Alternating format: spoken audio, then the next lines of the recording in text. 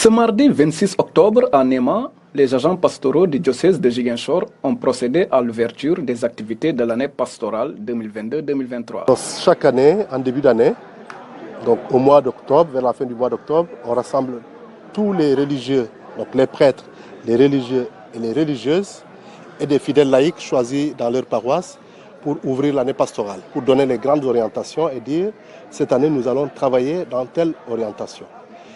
Et en fin d'année, au mois de juin, il y a une autre assemblée générale comme celle-ci où les gens viennent rendre compte de ce qui a été fait à la fois dans leur paroisse et dans leur doyenné pendant toute l'année pastorale.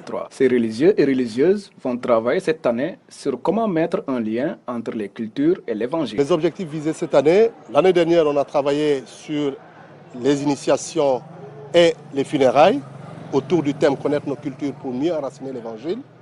Alors cette année, les doyennés sont en train de choisir les thèmes sur lesquels ils vont travailler, soit de poursuivre sur les funérailles, sur les initiations, ou de prendre d'autres thèmes tels que le mariage, etc. Des thèmes qui pastoralement posent des questions qu'il faut approfondir pour faire le lien entre nos cultures et l'évangile.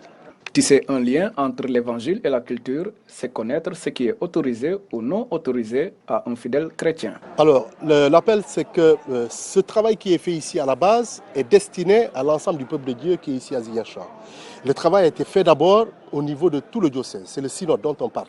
Et le synode, c'est de grandes questions que les chrétiens se sont posées et sur lesquelles ils ont voulu s'arrêter. Ce sont ces questions que nous sommes en train de travailler ici et qui vont être étendues au niveau du diocèse pour que les fidèles puissent être au courant. Et je voudrais que par votre canal, ils sachent déjà que nous sommes en train de réfléchir sur ces questions-là, les funérailles.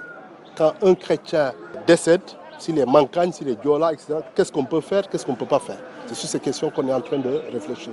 Ou encore, est-ce qu'un chrétien peut aller à une initiation traditionnelle dans son village, oui ou non?